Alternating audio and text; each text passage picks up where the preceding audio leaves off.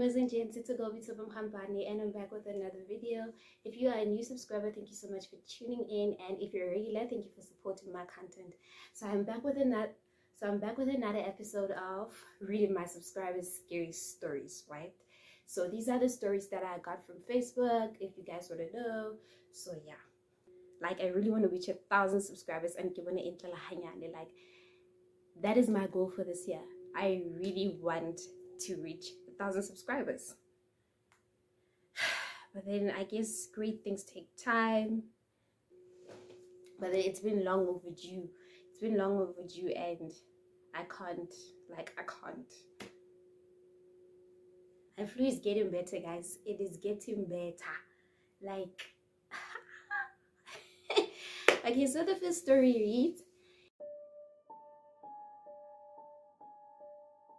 it came for us in the graveyard.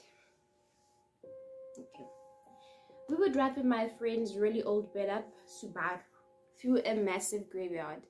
We stopped and walked down a hill and came across a little pond. There was someone sitting on a rock on the other side of the pond. The figure was all black, and we couldn't make out any features other than the fact it looked like a man who was wearing some old-style top hat. We stupidly waved and shouted, "Hi!" He didn't show any acknowledgement and continued sitting still on the rock. All of a sudden, he jumped to his feet, started running to us on the water, and then vanished in thin water about half on the pond. My friends and I screamed and ran back to the car. My car wouldn't start, and we heard something banging on the back of the door.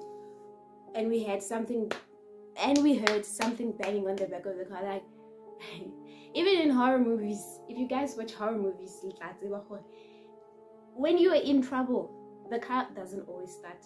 It won't start. For what? I do not know. It's like it can sense horror. Right now you really need it to work, and it doesn't want to work at that moment. Like, I've seen it most of the time in horror movies that I've watched, that cars usually, like, they have this thing, it's like they can sense when one is in trouble. Like, it wasn't a constant bang, but every few seconds or so we'd hear it. Nobody was outside from what we could see in the dark, but something was making a noise on the car. I opened my phone and started dialing my mom to come give us a boost, but I had no service. This story is literally giving Boomerang 10 vibes, None of us had any cell service. The next 30 minutes were spent trying to get her car started. No banging was heard afterwards, but we felt this heavy pressure around us. Finally, the car started and she hit the pedal to the metal. We sped out of the graveyard so fast. Immediately crossing the gates, all of our phones regained cell service. So when they were at that area, their phones didn't have any service. Suddenly, when they left that area, boom, Savannah service. One thing I know for certain is that someone or something is out there, and it was not an animal or a human. Y'all should be glad that y'all made it out alive, Right, there's another one there, and it reads,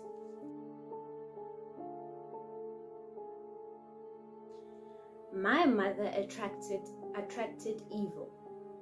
After my parents divorced when I was a teenager, I lived with my mother. I experienced lots of paranormal happenings. Several times when I was reading in my bed, the room would start to feel really icy. Next, it would feel as if something or somebody that hated me was staring at me. When I got that feeling, I would leave the room and come back an hour later. Sometimes during the day, I would see a shadow figure sneaking along my bedroom walls. Something in the flat was pretending to be my dog. I went into my room and heard a deep growl from under the bed. And you still slept in that room? My dog wasn't capable of making a noise that deep. It sounded like either a really big dog or a man doing his best dog impersonation. Other times, my dog would whimper and pace in the room next to mine, but wouldn't come when called, as if he was afraid of something in the hallway. Remember that dogs can sense evil, right? Dogs can sense evil. When I moved in with my father, the paranormal activity stopped.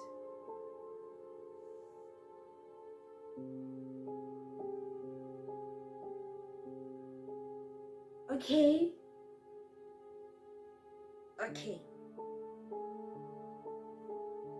When you moved in with your father, the paranormal activity stopped. But when you were living in with your mother, it haunted you. Does this mean that your father was the one that was performing some evil on you? Okay, so the third story reads, I tried to sleep but couldn't shake the feeling of something being off. I was filled with anxiety for an unknown reason, so I decided to stay awake. That's the thing that I love about human bodies. You can sense when something is happening around you. Even when you feel a presence, like you can feel it, like your body can tell you, hold on, no. And like something is not right, you know. Around 3 a.m., I heard a loud giggle. It sounded like a little girl throughout the entire environment. The giggling continued so loud. All of a sudden, I heard an urge to open the door and leave the room. I cannot quite explain what the urge was. When I stepped out at 3:12 a.m., I saw a bad guy, ghost, who had an accident in my area 6 days ago in the evening. People gathered as I also went out to see for myself.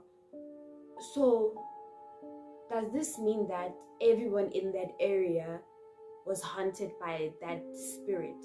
Because like all the people gathered, so technically it means that. I saw him in a pool of blood that day and dropped a tear because his spirit was already out, just like we see in movies. This guy has carried me only twice and he dropped me right at my house. There was no relationship before now, so why did his ghost come to my house? Why are you here? I asked. He said, I came because I know you saw me that day, so I knew there was something about you. So what do you want me to do? He told me the wife has a new baby of 4 months, currently with her mom in the village, and isn't aware of his death. Shame. He pleaded I visit his wife and inform her because she planned to stay there for long while he hustles for them. Oh, but I'm sure this was a very hard task for this guy to do. Imagine having to go and tell somebody that their husband had died. He said he was an orphan and she's from a lowly home, so things aren't fine, and as it is, I have to help him. I agreed to help. Shame. Yeah, that's deep. It's sad knowing that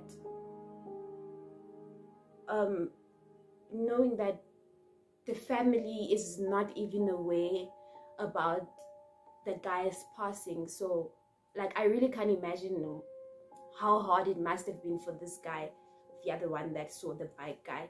I really can't imagine how hard it must have been for him to go and tell the wife, hey, your husband had died. Like, it was really hard. But at least, you know, like, at least that's something. Like, if by next week, and I know that I'm gonna get an injection, oh my God. But then I feel like there's actually a difference in my voice compared to before. Before, like, Nikki Buaso, hi guys, welcome back to my channel.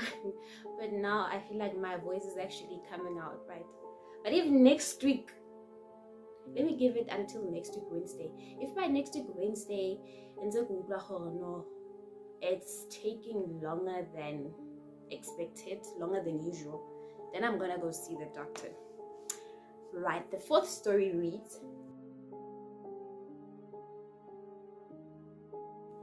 the story of Madam Koi Koi, a ghost in Nigerian and African urban legend who haunts dormitories, hallways, and toilets in boarding schools at night. Hallways. It's giving Boma pinky vibes. Madam Koi Koi is a ghost in Nigerian and African urban legend who haunts dormitories, hallways, and toilets in boarding schools at night. While in day schools, she haunts toilets and students who come to school too early or leave school late. Yeah, this story is giving Boma pinky vibes. She's often depicted wearing a pair of red heels or wearing a single heel. The story of Madame Kwekwe has survived the times and still haunts many secondary students in their nightmares.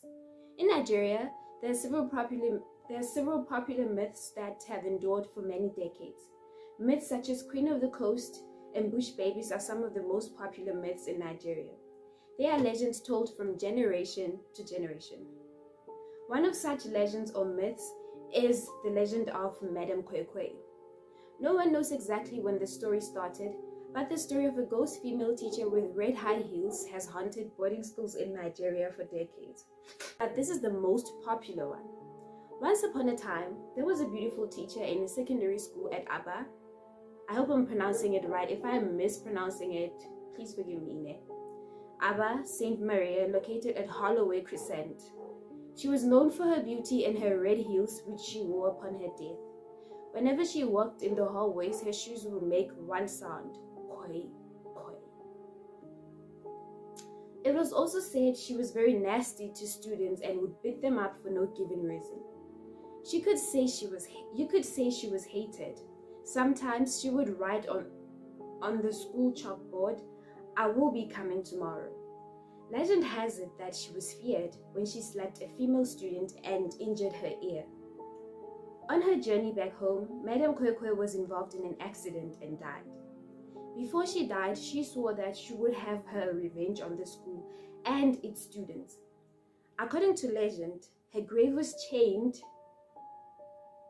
but madmen unchained it, making it possible for her to continue to hunt her students. Not too long after, students of the secondary school said at night they would hear a kwekwe sound in the hallways of their dormitories after lights out, almost like the clicking of heels on the floor. Till today, this story persists. It is said Madame Kwekwe only comes out at night to haunt students.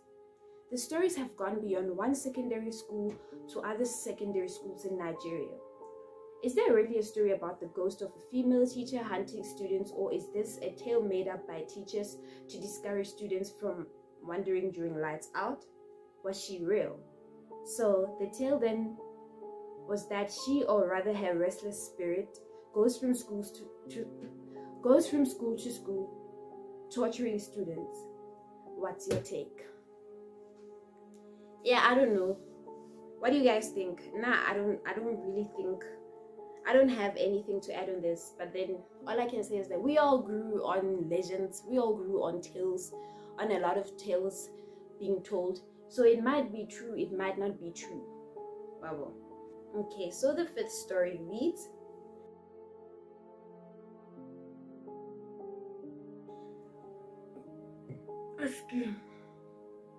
my name is Ada, and this is how I fell in love with a ghost. I was all alone, sleeping alone and bored, but I discovered that every night I have always dreamt of a guy, pale and tall, but I never got to see him physically despite his pale look. Despite the fact that I always saw him in a dream, I wanted to meet him. I wish I could talk to him in the dream, but he just comes to my room and disappears. So one night, I decided to go to the bar. But this time around, the usual fat bar attendant, we don't say that. We don't say that. We don't body shame people. We don't do that. You could have just written this story and said the usual bar attendant, not the usual. No, we don't say that. Was no longer there, but a man who looked exactly like the man I saw in my dream every night. I talked to him, but he wouldn't say a word. I told him I wanted 2 bottles of beer. He told me he was going to get it, but he never came back. The next night I visited the bar, but this time he talked to me. We talked for a while. I liked his sense of humor, his aura, but I discovered something about him. He looked too much like the man who stares at me in my dream. Then I asked him. He told me God was preparing us to meet. We got fond of each other, but there was one thing he would refuse to tell or show me: his family. Each time I talked about them, he just stares at me blankly and told me to be patient. So years went, but he never came. So years passed, we married and had children. Then I decided to ask him about his family again. He told me he will take me there the next day. I was so happy about it. So I had the longest night that day, anticipating the next day.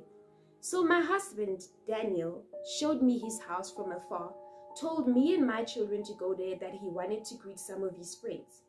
We went to his house and introduced ourselves to his family. They were too shocked. After about 30 minutes of silence, his mother took me to the back of the house, only to show me his grave. My God. I was told he died when he clocked 20. I fainted. Lena would have fainted to think that I slept with a ghost. Yo. And when I woke up, they embraced me. I asked myself, did I really marry a ghost? I went home and didn't meet my husband. So this is based on a true story in Nigeria. Yo, some of y'all have lived. Like, some of y'all have lived. That is why I always say that when you meet someone, always pray about that person. Ask God to show you if, ask God to show you if that person, if you and that person are meant to be. Ask God to show you the intentions are meant. Ask God go aggravated to from the very beginning, you know. That is why I always say that. Like, I always emphasize that whenever you get into a relationship with someone, pray about it. Pray about it. The river. My name is Elizabeth, 16 years of age.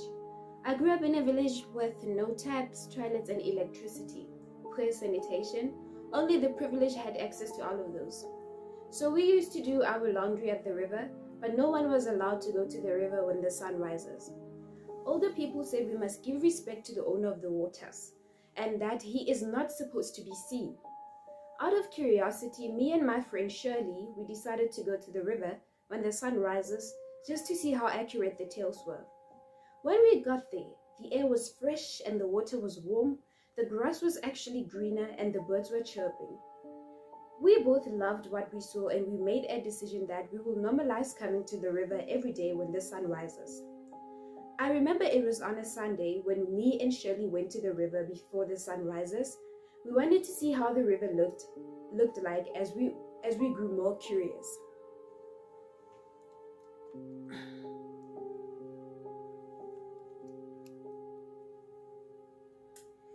We went to the river, and to come to our surprise, there was a note that was left for us.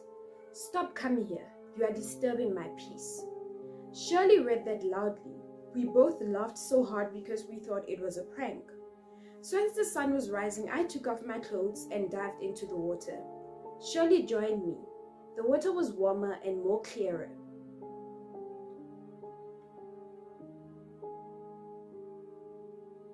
We were both having fun. The sky started to change color to blood red, and the water started to boil. My body shivered. These are my waters. This is my home. You were not supposed to be here. A strange deep voice came out of nowhere. By that time, Shirley was stuck. She couldn't even move her neck. A hand with long nails, shiny and fishy skin, grabbed Shirley by her neck. I couldn't see Shirley. She came out and whispered, "Help." I didn't know what to do, so I started screaming for help. Boom! Shirley's lifeless body out of the water. She was so torn I couldn't even notice her anymore. I saw a very big fishtail, but I couldn't see the face. These are my waters. Yeah. That is why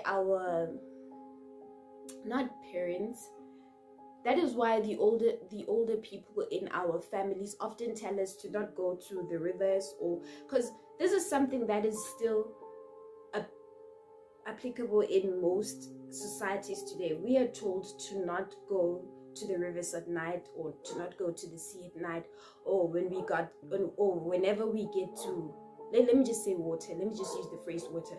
Whenever we get to water, we must just pray or throw some money or whatever, or ask permission to use it, because there are some things that are living in water, guys. And if you are not strong enough, then you're gonna be like Shirley. Last one for me. Like I am actually rushing today's session because I want to catch up on the river and Gomorrah because we had load shedding gister. So manje motho khona kry chance no gore o shebe TV.